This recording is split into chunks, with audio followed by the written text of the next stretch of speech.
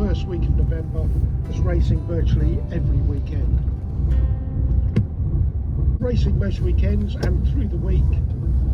Quite often there can be 3-4 days of testing, track days, various corporate activities, and this year we've been having a lot of filming for a new F1 film, financed partly by Lewis's production company, and it will be starring Brad Pitt.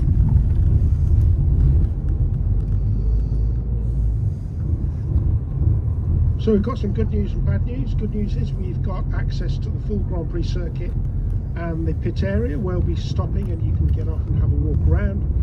Bad news is we've been running these tours all week and we've used all the soft rubber, so we're on the hard stuff today.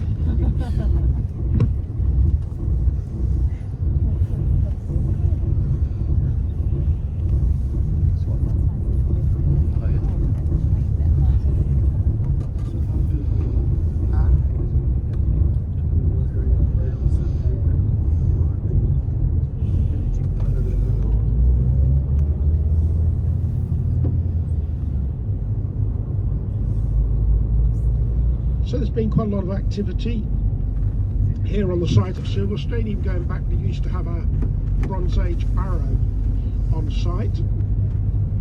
Most of the activity was, you'll see some buildings just off to the left where we're heading off into the circuit.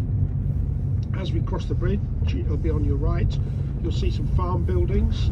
This is the location of Luffield Priory, which was active for around 400 years, from the early 12th century right through to the dissolution of the monasteries. Luffield Priory later became an abbey, and when it was sold off with the dissolution, it became a farm, and a lot of the stonework went into the farm buildings off to the right. And this was a working farm right up until 1994. You'll also see on the right hand side, there's a sort of corrugated square building there. That's the control tower. It was originally the control tower for RAF Silverstone. Back in 1942 the area was requisitioned and the airfield was laid down, 3 runways, and RAF Silverstone was a training base for the Wellington bomber. So any air crew or pilots learning to fly the Wellington, this is where they came.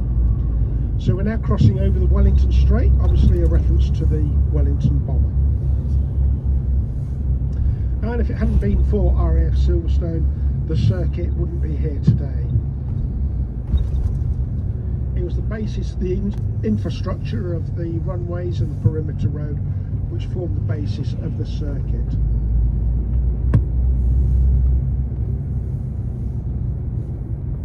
And on the left hand side you can see the medical centre. This is one of the best medical centres at any circuit in the world.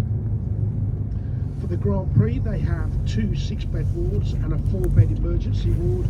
They also have X-ray, MRI, resuscitation equipment, and they have drug testing facilities. There will also be a helicopter parked on the helipad right next door, and if there's no helicopter, basically the cars don't run. Off to the right hand side you've got the paddock area and the back of the garages for the national pits. This is actually the busiest area of the circuit. On race weekend, the feature race will use the garages, and all the support races will be scattered around the paddock. So if you're racing out on track, apart from the cars, bikes in the garages, this is the route they'll take to get out on track. And we'll be joining the circuit shortly at Brooklands Corner.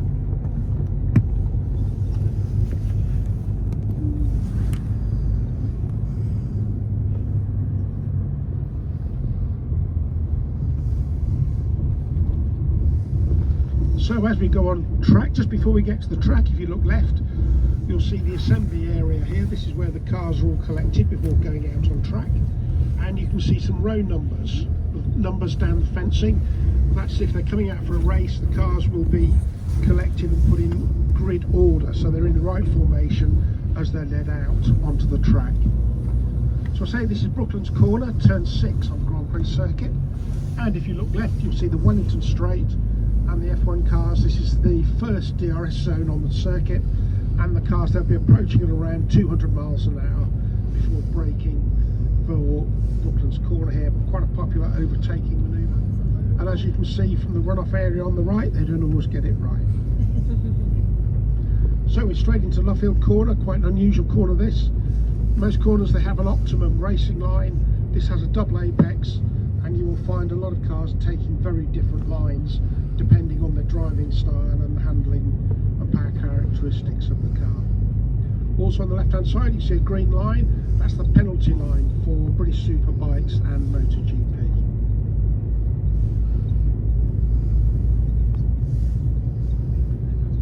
So as we come out of Luffield Corner, in F1 you'll be on full throttle at this point, and you will not lift your right foot, certainly in qualifying trim, until about Beckett's 2.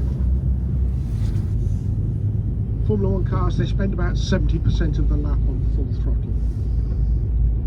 So on the right hand side you can see the entrance to the pit lane, just veering off there, and the building on the right with the canopy, that's the BRDC Clubhouse, British Racing Drivers Club. They took over the running of Silverstone in 1952 from the RAC.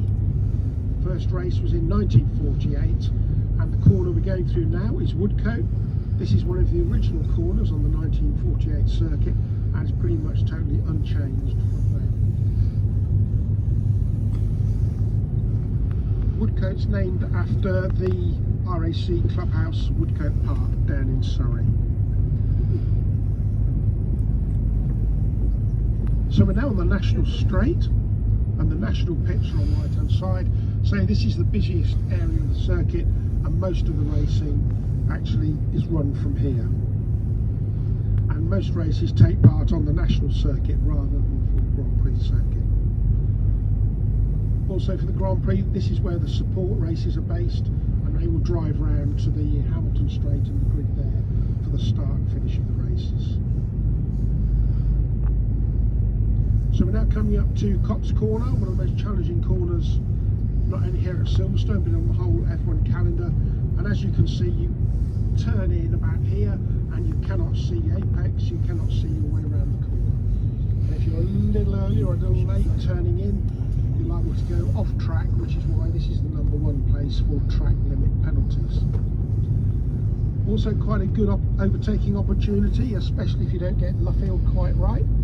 You might remember coming together a couple of years ago with Mr Hamilton, Mr Verstappen, and Max ending up in the barriers off to the left hand side. That was recorded as a 51G impact. Just a testament to the safety of F1 cars these days. And we've been asked not to express any opinion as to whose fault that was. Mainly because we don't want to upset any Max Verstappen fans.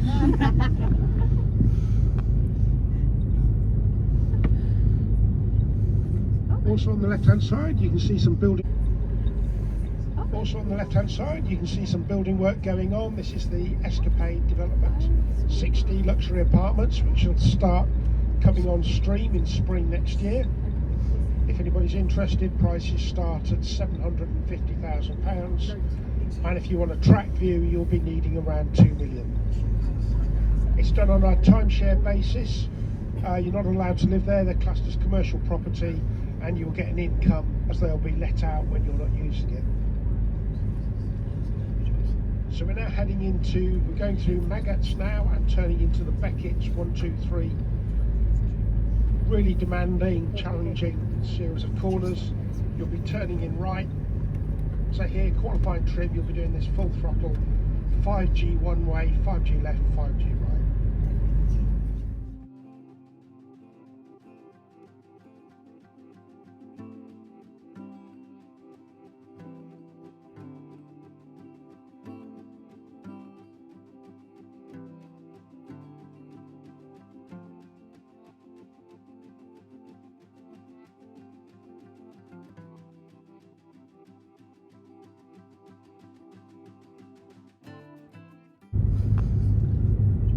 So we're now we're going through Maggots now and turning into the Beckett's 1, 2, 3.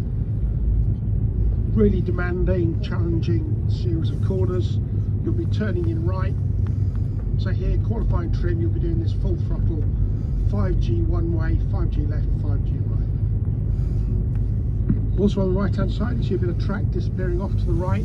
That's the national circuit where it leaves the Grand Prix track to join the top end of the Wellington Straight. So this is Beckett's 2. Usually it's a little lift here with a short dab of the brakes before taking Beckett's 3, which is the tightest of the 3 corners. And if you look right, you get a good view looking down the Hanger Straight. So this is Beckett's, and the next corner is Chapel, named after a chapel which was dedicated to St Thomas the Becket, which was on this site and was part of the Luffield Priory. And we have another bit of track coming in from the right. That's the International Circuit coming round, which forms the bottom part of the Grand Prix track. So apart from the Grand Prix track, we've got the National and the International, and they can run totally independently of each other. We do have a couple of times a year totally separate independent race meetings going on at the same time. Although the usual arrangement is the racing takes place on the National Circuit, and the International Circuit here takes place the drive experiences. So you see the Aston and the Ferraris back at the museum, and we have a couple down at the pit lane. You'll do that drive experience on the International Circuit. So this is the Hanger Straight, fastest part of the circuit. There used to be 2 big aircraft hangars off to the left hand side. That area is now occupied by the Porsche Driver Experience Centre. This runs totally and the International Circuit here takes place the drive experiences. So you see the Aston and the Ferraris back at the museum, and we have a couple down at the pit lane. You'll do that drive experience on the International Circuit. So this is the Hanger Straight, fastest part of the circuit. There used to be 2 big aircraft hangars off to the left hand side. That area is now occupied by the Porsche Driver Experience Centre. This runs totally independent of Silverstone. You see some cars going around at the moment. If you buy a top-end Porsche, you get a day's training here. They also do driver experiences and driver training.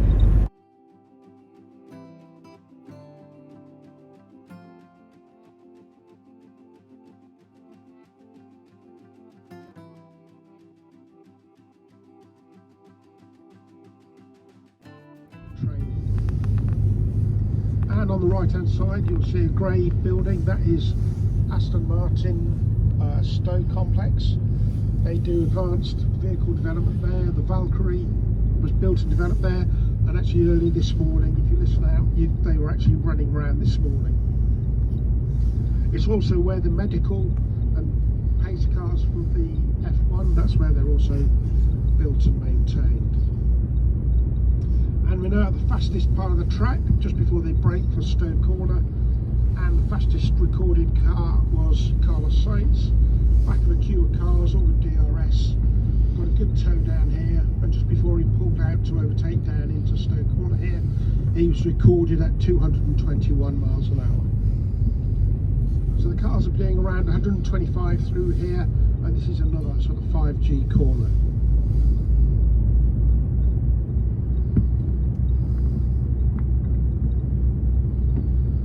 And if you look right, certainly if you're on the top deck, you should get a good view of the Stowe circuit.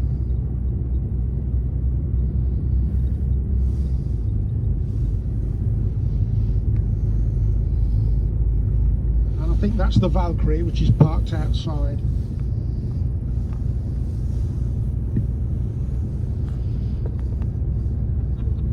So we're now coming down into Vale. Bit of an elevation change was created here, and we've got the track disappearing off little lane going off to the right. That's the entrance to the pits. They'll be going full speed down there, and when you're in the pits it's worth just coming down to have a look. Very tight right hand corner with the speed limit line just round the corner, and they've also got 4 layers of tyre barriers at the end there. So this is Vale, very tight left hand corner. It was found this was a little too demanding for classic and vintage cars, so they introduced the bit of track off to the left to give them a gentler run into this corner. This whole corner is called Club, but it's actually turns 17 and 18 on the full Grand Prix circuit.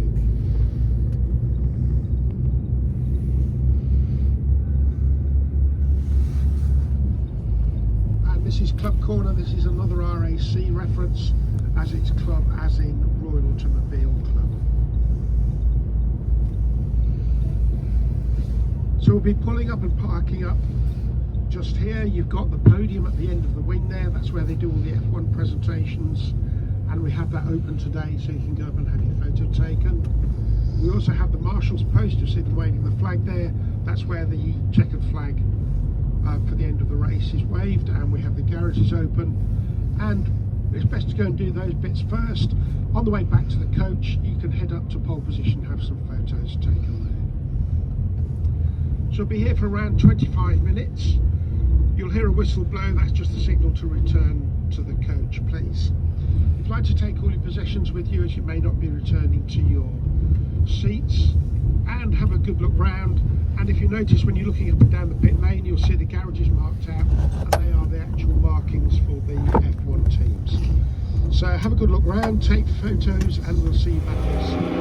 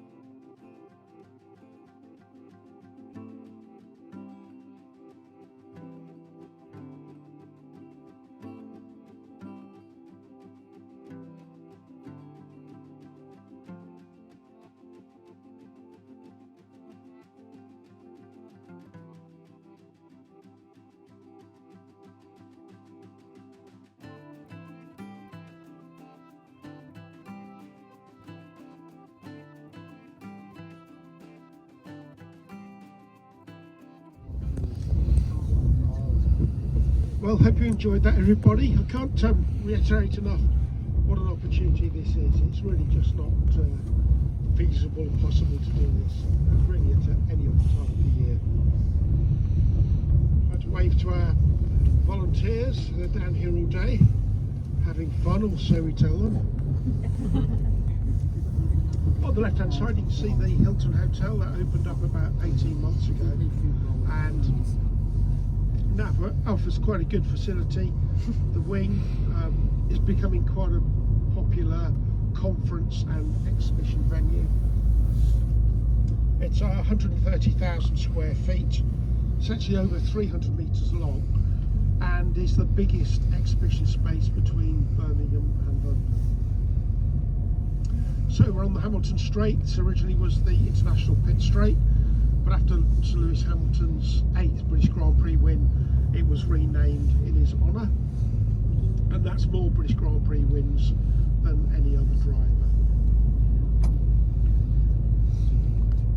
So we're coming up to Abbey, turn 1. This is taken flat out, and again as we go around you'll get a good view of the farmhouse that we came around the back of before.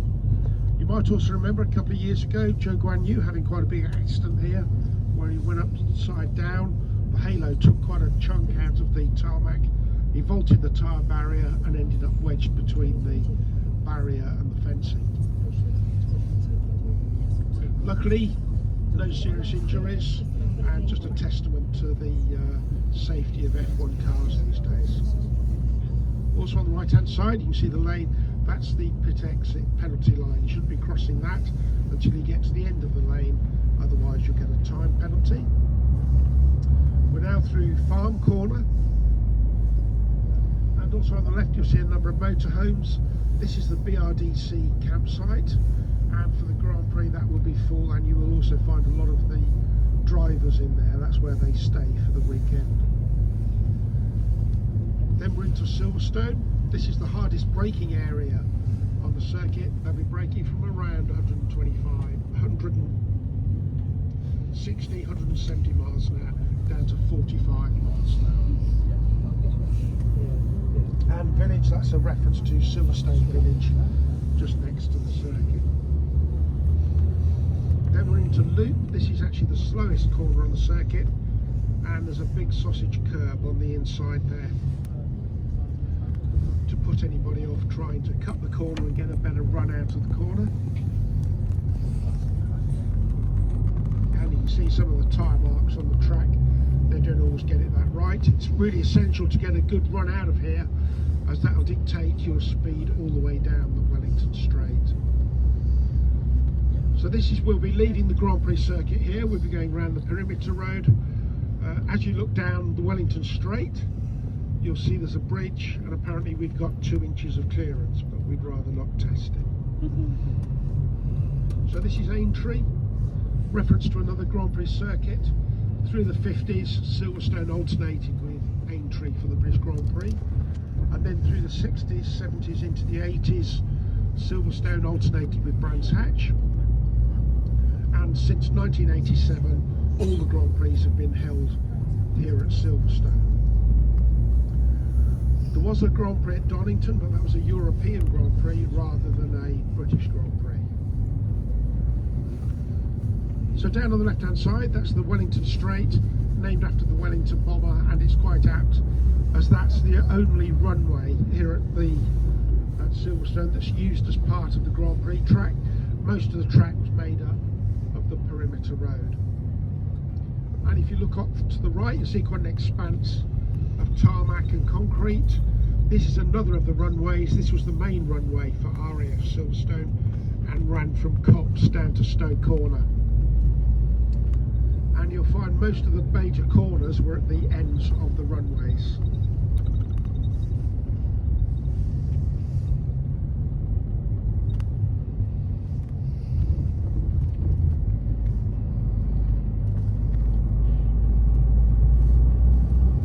We're sort of heading back to the museum now, back over the Wellington Straight, and that pretty much concludes our tour for today.